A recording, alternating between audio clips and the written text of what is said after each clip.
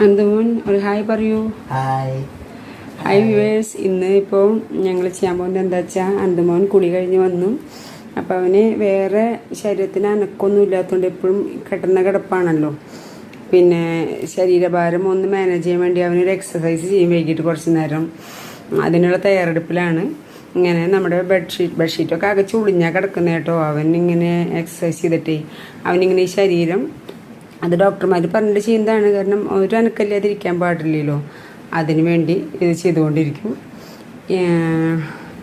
എങ്ങനെ എത്ര നേരം ചെയ്യും? 1 മണിക്കൂർ.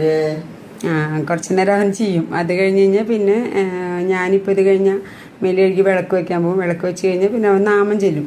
ഡെയിലി ഒരു അരമണിക്കൂറൊക്കെ അവൻ നാമം ചെല്ലും. അമ്മൂമ്മ പഠിപ്പിച്ചു കൊടുത്ത കുറേ പഴയ നാമങ്ങളുണ്ട് ഭഗവാന്മാരുടെ, അതെല്ലാം ചെല്ലും. അമ്മൂമ്മയുടെ കാര്യം പറയുകയാണെങ്കിൽ, എൻ്റെ അമ്മ 88 വയസ്സ് 2024 സെപ്റ്റംബർ 24 എൻ്റെ അമ്മ ഞങ്ങളെ വിട്ട് പോയി. അമ്മയായിരുന്നു അന്തമോന് ഏറ്റവും വലിയൊരു കൂട്ടുണ്ടായിരുന്നത്. എനിക്ക് മോൻ വയ്യാത്ത കാരണം സ്ഥിരമായിട്ട് ജോലിക്കൊന്നും പോകാൻ പറ്റില്ലേ. അപ്പോൾ വീട്ടിലത്തെ പണികളുണ്ട്. ഞാൻ എൻ്റെ ചേച്ചിയുടെ കൂടെയാണ് താമസിക്കുന്നത്. വീട്ടിലത്തെ പണികളൊക്കെ കഴിക്കണം. പിന്നെ പുറത്തെ കാര്യങ്ങൾ കുറച്ചുണ്ട്, അതിനൊക്കെ ആയിട്ട് ഓടും. അപ്പോൾ എപ്പോഴും അവന് കൂട്ട് അമ്മൂമ്മയായിരുന്നു. അമ്മൂമ്മ പോയത് എനിക്ക് മോനെന്നല്ല, ഞങ്ങളെല്ലാവർക്കും അമ്മ പോയത് ഇപ്പോഴും വല്ലാത്തൊരു സങ്കടമാണ്. അമ്മയുള്ളപ്പോൾ നമുക്ക് ആ വില അറിയില്ല. കാരണം 88 വയസ്സായിരുന്നു, 90 വയസ്സിൽ അമ്മ തന്നെ.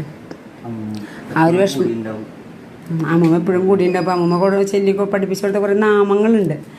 അതെല്ലാം ചെല്ലും. കുറച്ച് കഴിഞ്ഞ് കഴിഞ്ഞാൽ ചെയ്യൂ, എക്സസൈസ് ചെയ്യൂ. പിന്നെ ഗീത കേൾക്കും. പിന്നെ ഭഗവത്ഗീത പഠിക്കുന്നുണ്ടല്ലോ. അപ്പോൾ ആ ഭഗവത്ഗീത പഠിച്ച് അത് കേൾക്കും. പിന്നെ ഇപ്പോൾ അടുത്ത മാസം ഞങ്ങളുടെ റെസിഡൻസ് അസോസിയേഷനിൽ ന്യൂ ഇയർ പ്രോഗ്രാം ഉണ്ട്. അപ്പം അതിന് പാട്ട് പഠിക്കുന്നുണ്ട്. ഏത് പാട്ടാണ് പഠിക്കുന്നത്? മഹാദേവ മനോഹര. ആരോ പുറത്ത് വന്നിരിക്കുന്നു.